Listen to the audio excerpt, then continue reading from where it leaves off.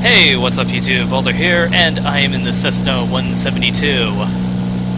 Currently, I am flying over Oceanside, California. If any of you are curious, this is actually where the house in Top Gun was. That's where everything was filmed, so just a little fun fact for you. Anyway, today I'm going to be teaching you how to land. There are many people in DCS World, particularly on the multiplayer servers, who will do their job, be it an airstrike or an intercept or a dogfight, and then once they're done with that, they would essentially leave the room or hop into another plane. That annoys the ever-living shit out of me. You should learn how to land a plane. If you're gonna fly, then I at least hope to God that you have the intention of landing. So, you know, with that little nitpick out of the way, I'm going to teach you how to land a plane. In a simulator, of course. This will not translate into real life. Don't even think about it. But with that said, let's get started. When it comes to aircraft, they are all different. And they all land a different way, so this isn't a one-size-fits-all tutorial. I will show you various other airplanes on how they land. For now, I'm going to start with the simple. This is the Cessna 172. It's a very basic plane. But in either way, landing a plane is still pretty complicated. And here's why. Every plane is different. And even if you have two of the same plane, they might be facing different factors. For example, one might weigh more than the other. You know, not every human weighs the same, and not every plane has the same amount of luggage and fuel capacity by the time they land. And those are just internal factors. There are also external factors, such as altitude. We're right at sea level, so I'm not too worried about that. But, you know, there is altitude you have to worry about. There is air pressure, there is the temperature, there is humidity, there's also wind direction as well. There's a very big southerly wind that's going on right now. It's actually getting to the point where it's counteracting the sea breeze as well. If you notice, most coastal airports are going to have the runways pointed towards the ocean. That's because of a sea breeze. So that is something to take into consideration, but under these conditions, because I saw the windsock while I was taking off from Oceanside, I did not see anything like that. Anyway, I'm in what you would call the downwind leg. I get some distance away from the Oceanside's airport, the one I'm looking at. And I'm going to head over there. And I'm going to do the landing checklist, which I've done earlier before I started recording. You get the fuel pump on, you get the landing light on. I don't know why the taxi light is on. But either way, once you get those two on, you're pretty good. I'm also a little high, about 1,200 feet above the airport. That's fine, generally. But I'm just going to keep going down this downwind leg until I finally reach a certain point.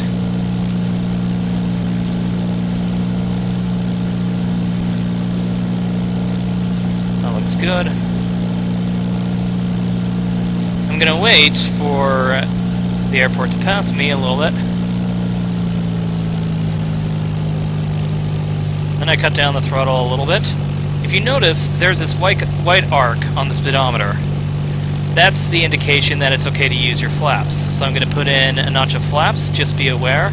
And once you put in your flaps, you need to push the nose down, because flaps increase lift. They also increase drag, which makes it nice. But I'm just going to keep descending. Then I'm going to go onto... I'm going to wait a little while.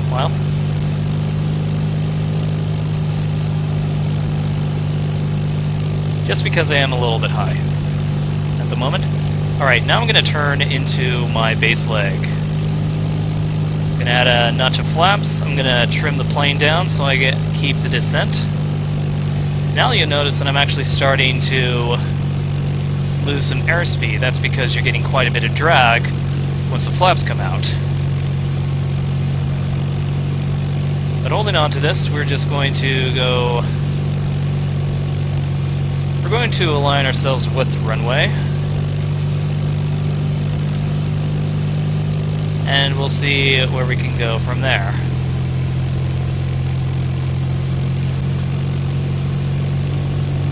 Adding in my last notch of flaps. Here we go. Alright, so we're a little high, so I'm going to reduce the airspeed.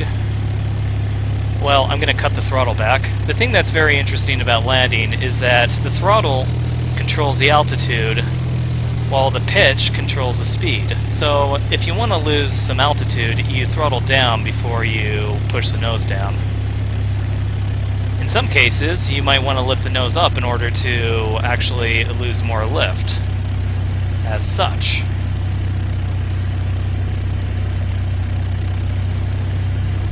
But anyway, you want to get on what is called the glide slope. Now normally you would have what is called a PAPI, but for some reason it is not showing, and I don't know why. Either way, mind the windsock. I see that there's a northerly wind actually. But I'm gonna cut down on speed a little bit, or cut down on throttle. And I'm just gonna keep landing in. I'm aiming for the skid marks. Alright, I'm pulling the throttle out. And then you slowly descend. Pull the nose up. And then gently lower the nose down.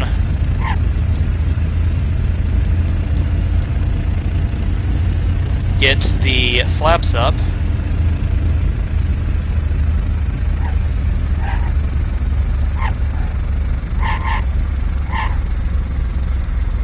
And we'll just roll here into our little parking spot.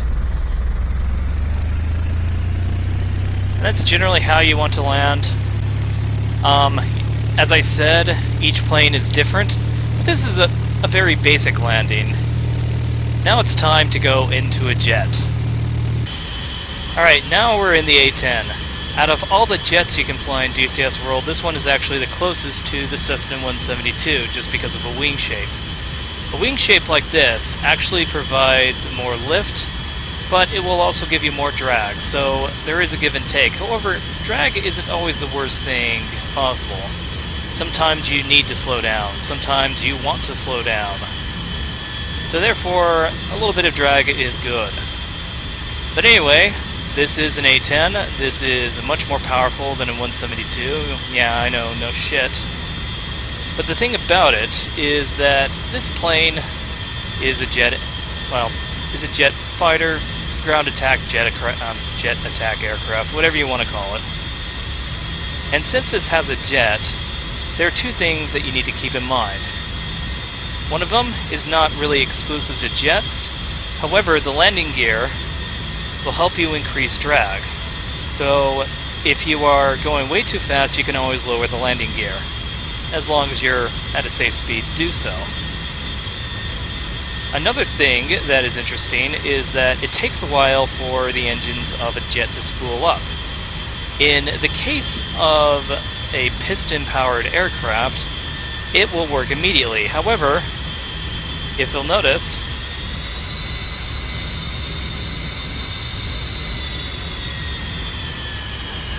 it takes a while to have the throttle kick in and take effect to get to its desired power. So that's one thing you should keep in mind. So if you need to go around, just be aware that you might need to do it a little bit early because you may not have the power necessary to do so. So that's basically the main thing. But anyway, I'm going to be landing this. Many of you have the A10C. And if you're wondering what that beeping noise is, that's because I'm going at too slow of a speed. So I'm going to increase my flaps. I'm going to increase it to 10. Then I'm going to add another notch. Let's take a look at my speed. It's definitely not too low. However, my altitude is a little high. The other thing you need to understand about jets is that they have quite a bit of power.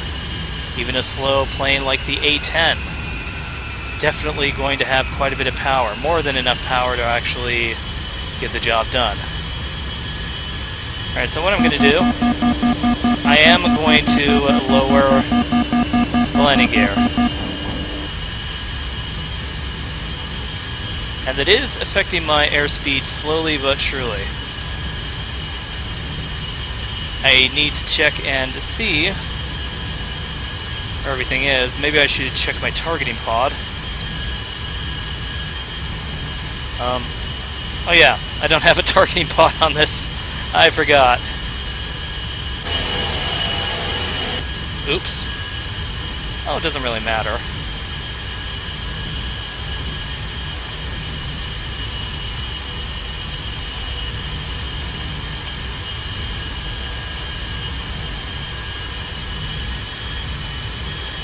Alright, I'm going to add in another notch of flaps.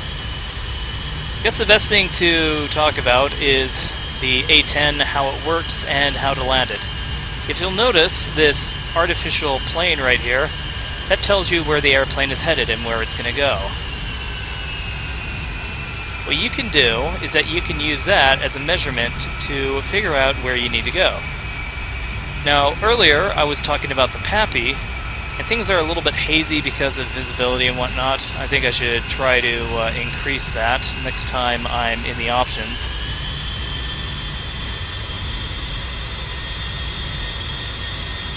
But if you'll notice, there's like this little glow right next to the runway. That is the PAPI, and when I get closer, I'll show you what it's all about.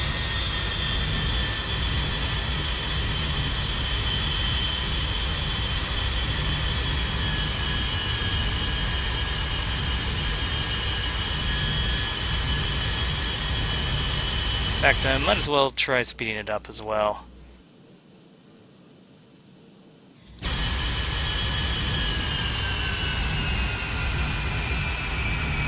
Alright, there we go. Now we gotta lose some altitude. But anyway, the light you see is the PAPI. Right now it has 4 white lights. That's never necessarily a good thing. That means that you're way too high. So if you see that, you just lower the nose and things should be good. Same as before, you want to... Basically, you want to adjust your altitude with your throttle, and your speed with your pitch. And if you really need to, there's always the speed brakes.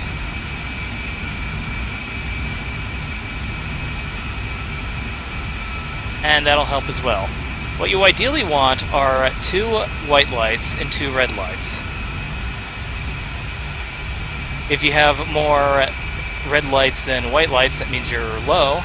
And if you have more white lights than red lights, that means you're high. Now you see it's changing a little bit.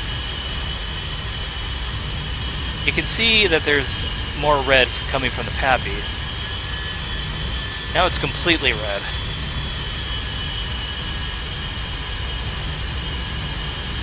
But either way, we're pretty close to the glide slope. Adjust properly with your, well, with your throttle and your yoke. And then you want this artificial plane to be landing somewhere on the skid marks, just like before.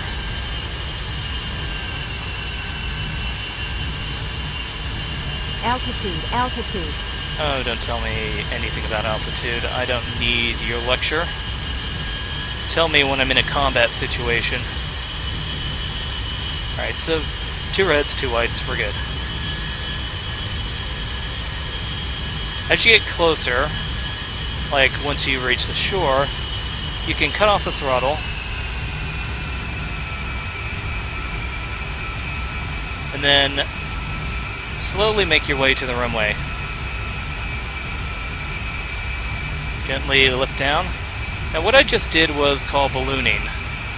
It isn't necessarily a bad thing, just keep the nose up and you'd be good to go. The deploy your speed brake. Don't know why the match their caution is going on.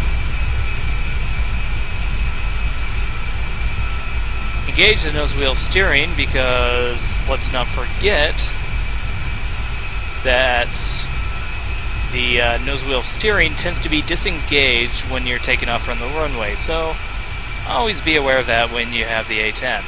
Alright, now that we're exiting the runway, what you always want to do before you exit the runway, as I said before, is to get everything squared away. So, we're off the runway. What we need to do now is that we will need to raise the flaps, then turn the landing lights off, and there we go. That is landing in the A10. This actually makes it quite a bit easier than you'd expect just because that you have instruments to help you. But what exactly happens when you don't have any of that? Now I'm in the F86. The thing that's really different about the F86 compared to the A10 is that it can go much faster and is way more high performance. However, if you look at the wing, it is not a straight edge wing. It's actually a swept wing, which means that there's less drag, which means you can go faster, but it also means you have to land faster, and it's also a little bit more difficult taking off. Luckily, it has a thrust to deal with that. Either way, what I'm going to do is that I am going to be landing in that airport right over there. Or at least try to. See, I have no fancy systems on this plane, and I'm not going to be using the ILS. If this thing even has an ILS, I have absolutely no clue. Actually, I'm assuming that's the ILS right there, but, you know, it's not often that I get to play this game because, really, there's no content.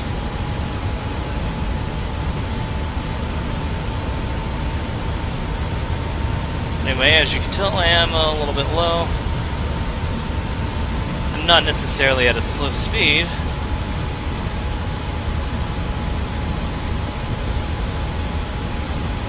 I'm guessing that's full flaps. Alright, I'll go with that.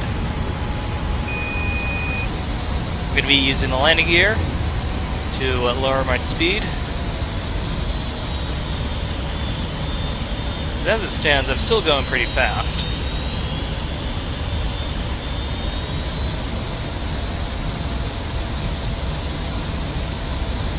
I don't know if Nalchik has a PAPI. I somehow doubt it, but I don't think it necessarily matters.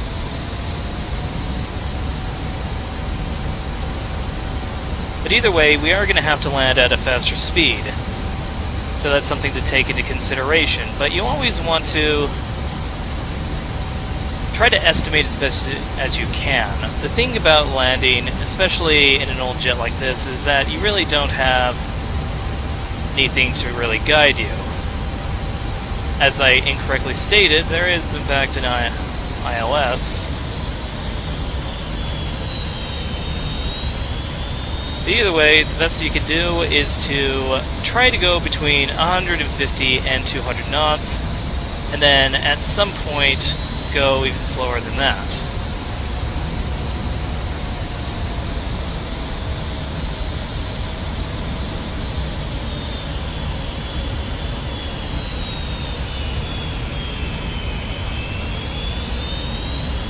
But it looks like we are good when it comes to aligning ourselves.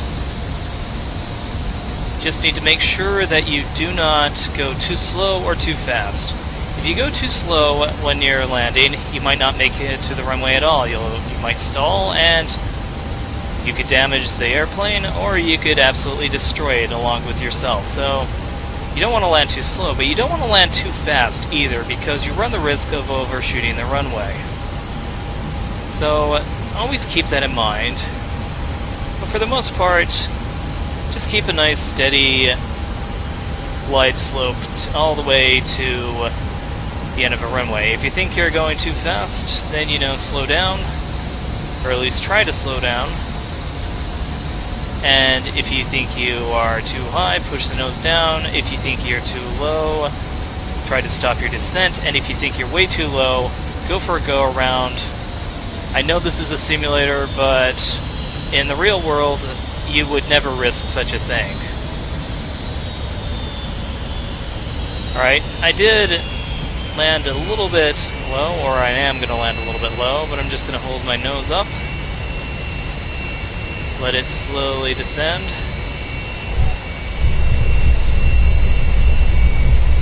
Add in the brakes.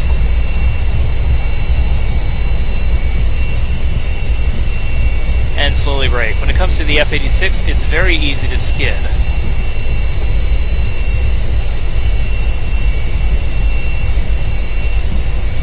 So just be aware of that, and you should be fine.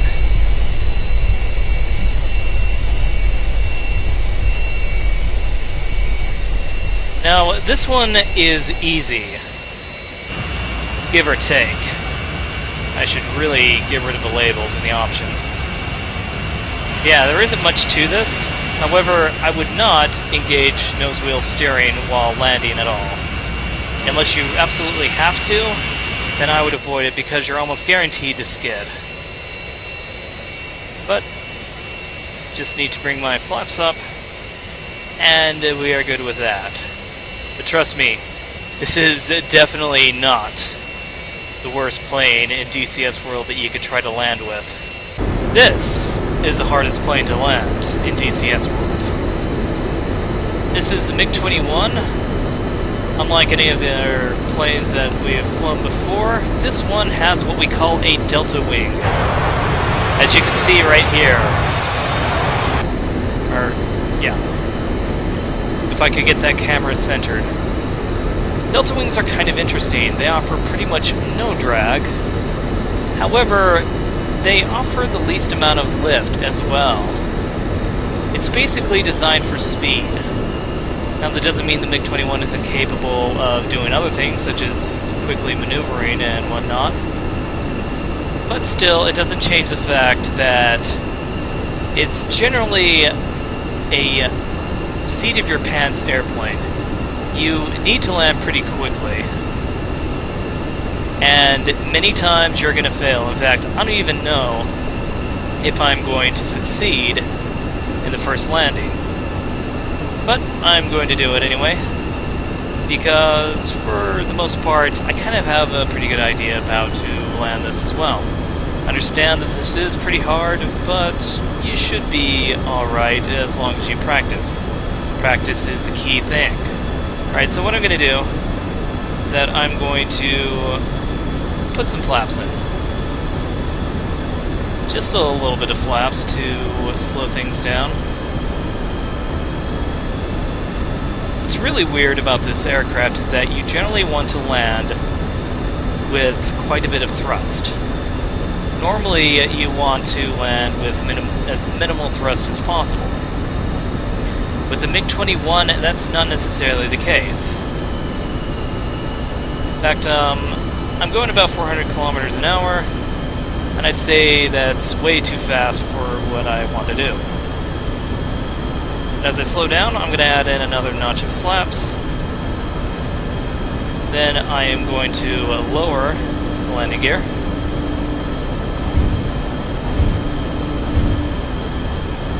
Then put it back into the neutral position, just so that I don't run out of any hydraulic fluid, because I would like to brake. Anyway, once your landing gear goes down,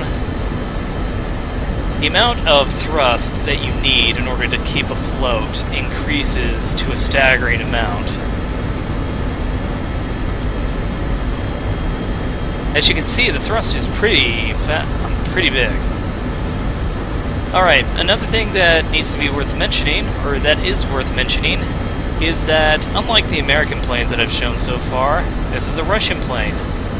Russia uses a metric system, so I'm not going 300 knots. Oh god, no. And that's not feet per minute. Those are bank angles, and that's correct. But still, you need to be aware of the difference between metric and imperial. Otherwise, that might get confusing initially. but it's something you will get used to. It would be a good idea to try to convert it in your head. But either way, it works.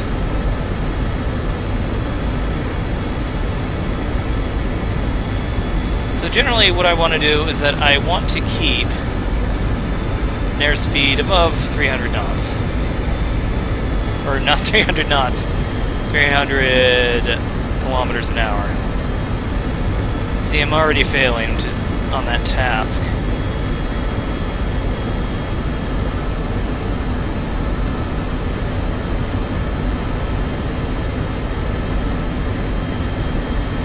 But so far, so good. The thing you really need to pay attention to is this thing.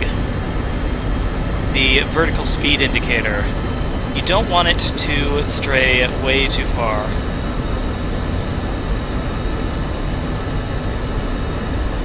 You want it to be as close to zero as possible when you're landing.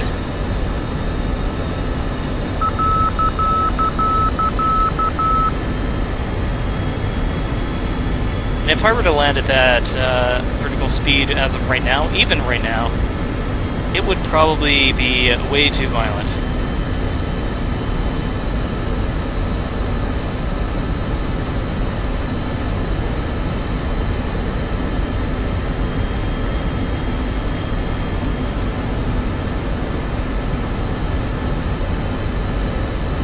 One big issue is the possibility of overshooting. Since you're going pretty fast, that is quite a bit of a possibility. So once you do land, activate the parachute.